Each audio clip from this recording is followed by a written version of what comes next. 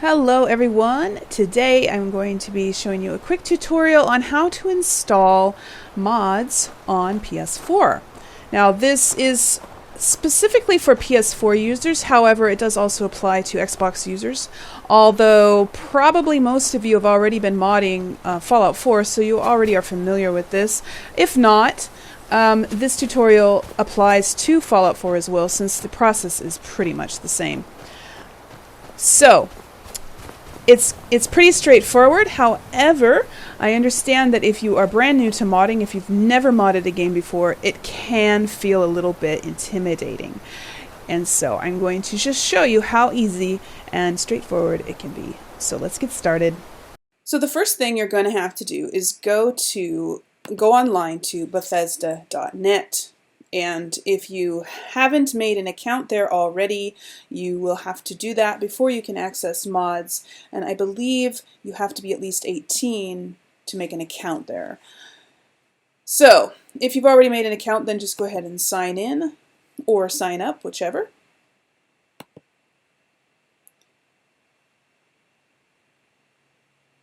And once that's accomplished, you want to go to the top left of the screen where it says mods and click on that, and you will have a choice to go to Fallout 4 or Skyrim. So I'll click on Skyrim now, and it will show all of the mods that Skyrim currently has for all platforms. So these are all platforms mixed together. To narrow it down, go over here to platform and choose the one that you want. That will refresh. And so now these are only PS4 compatible. They are probably also compatible on the other two platforms as well. Currently there are 348 mods for Skyrim, and there are new ones added every single day. Lots of new mods are added every single day. Anyway, you can scroll down pretty much all of the mods. They're not listed in any kind of order on here, but you can filter them by different categories and stuff like that. Yeah, no, I don't need to filter anything. But when you click on a mod, it'll come up with the information about it, and a place where you can comment and stuff like that. Now to save this, like if you find a mod that you want to try out in your game, click the Add to Library button down here right underneath the photos. And that will save it in your library, and then you can access it again from your game. So you can do that from the comfort of your bed or your easy chair or whatever, your phone, when you're at work, whatever. You can look at mods, save them to your library, and then when you get home and you have time to download them into your game, you can do that. Now, once you load up your game, in order to install the mods, you're going to need to go to from the start menu, you're going to want to go down to mods and click on that. And if you've never logged in before, it'll ask you to log in first. It will ask you to type in the name and the password that you used to sign in to Bethesda.net. And once you have logged in, it will bring up all of the mods that are currently available on PS4. And any mods that you saved while you were on Bethesda.net, any mods that you saved to your library will be here in your library. As you can see, the one Essential Player Horses, the one that I saved just a moment ago, is here, plus a few others. And also any that have updates available will be up here at the top, so you can know that you can update it. Underneath that will be any that you favorited.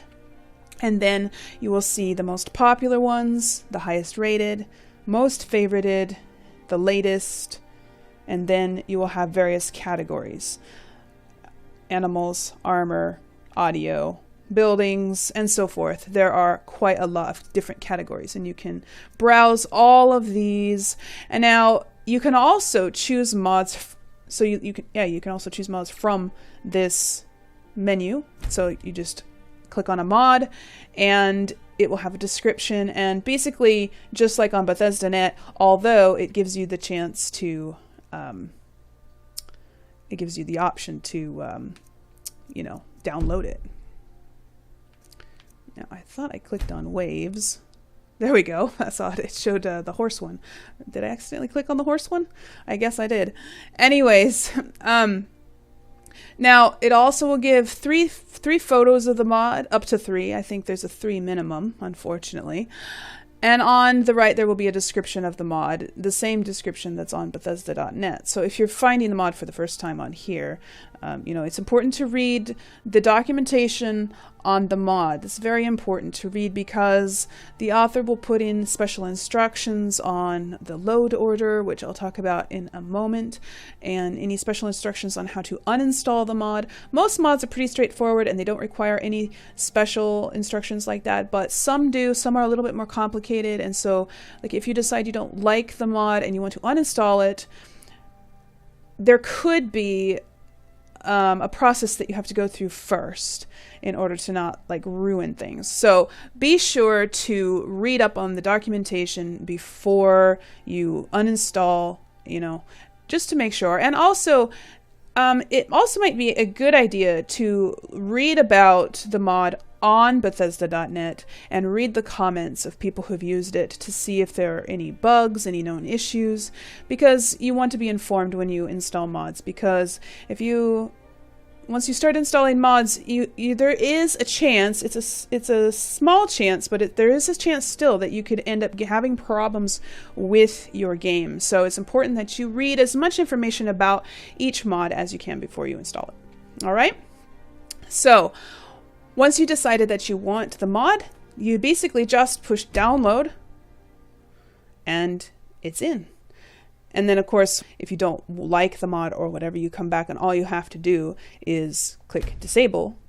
And that turns the mod off. It's still installed in your game, but it turns it off, and so it won't actually load into your load order. The game won't load it when it loads up the game. So then if you decide you want it again, you can come back and just enable it again. Okay? If you want to actually uninstall it, you have to click on delete, and that will completely uninstall the mod from your game. And you would have to you would have to actually come back here and install it again. All right, so now all you have to do is go back out, and now it'll tell you that the mod selection load order has changed. The game will now reload your data files. And you want to push OK, and the game will do that automatically for you. You don't have to worry about it. On the PC, you have to be very conscientious of your load order, which is the order that the game loads the mods, the files, into your game when it launches the game and it turns on, and it will load all of the files in the order that they are listed. And so, but the PS4 does that for you. On the PC, you have to do it manually or use a program that does it, but still, it's not 100%. And even this isn't 100%, but it's pretty reliable. Now you can come down here. Just so you know, add-ons is not mods. Add-ons is the official DLC for the game, which you probably have all of them because you bought the new game and it comes with all of them. Anyway, so then you want to load up your game to go see how your mod is working. And there we go, ladies and gentlemen. The mod is installed. We now have nice dynamic waves in Skyrim. These are the same waves that are in the Dragonborn DLC, and this mod just adds them to the shores of Skyrim. In select places. They're not everywhere. Anyways, now, again, if you don't end up liking them, you can just you just quit your game, go back to mods, and then you can find your mod again, and then you can just disable it. Now, an important thing to note: when you disable a mod and then you go back to your game, it'll say it has changed. The game will now reload your data files like it did before, because your mod is not there anymore. And so it has to reload the data files, reorder them. And then if you load up your game after you've removed a mod, a message will pop up that says this save relies on content that is no longer present. Some objects may no longer be available. And then it'll ask you to continue loading, and it'll also give you the name of the file that is missing. So waves.esp is the one that I removed because I no longer have the waves mod installed. Now, this is usually not an issue if you took care when you were uninstalling the mod. All right. So you want to make sure that you're not wearing any mod armor pieces, because when you reload your game, you'll be naked. You want to make sure that you're not inside a player home when you uninstall a player home, because, well, there could be problems. You also want to make sure that you don't have any items inside containers within your player home, or you will probably lose them. Stuff like that. So before you uninstall a mod, make sure that you went through various procedures that you need to do in order to make sure that it's a nice, clean uninstall and that you're not going to have any issues. All right. So then you just click on yes if you know that there's not going to be any trouble. And as you can see, the waves are now gone. It's that simple. Now, there are a few more things that I would like to point out, and one of those is once you install your first mod, it will disable trophies. So if you're a trophy hunter and that's important to you and you want to get all the trophies in Skyrim, you might want to do a complete vanilla playthrough before you install any mods. Now, you can reload an old save from before you install the mod. First you have to disable all mods, then reload a save from before you modded, and you can then gain trophies again. However, the same way that Fallout 4 treats a survival mode character. So at the beginning, I had my character Dovahkiin, and once I installed my first mod, it created a new save file, Dovahkiin modded, picking up where I was currently in the game. It created a new file just like it does with survival mode in Fallout 4. So my modded Dovahkiin profile does not have any of the saves located in my Dovahkiin. It just has a few saves here. My modded Dovahkiin file has lots of saves because I have done lots of saves since I've downloaded my first mod. And I can't go back to the very beginning of my game in my modded saves.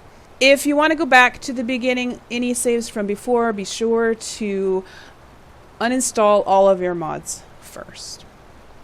And that is basically it, everybody.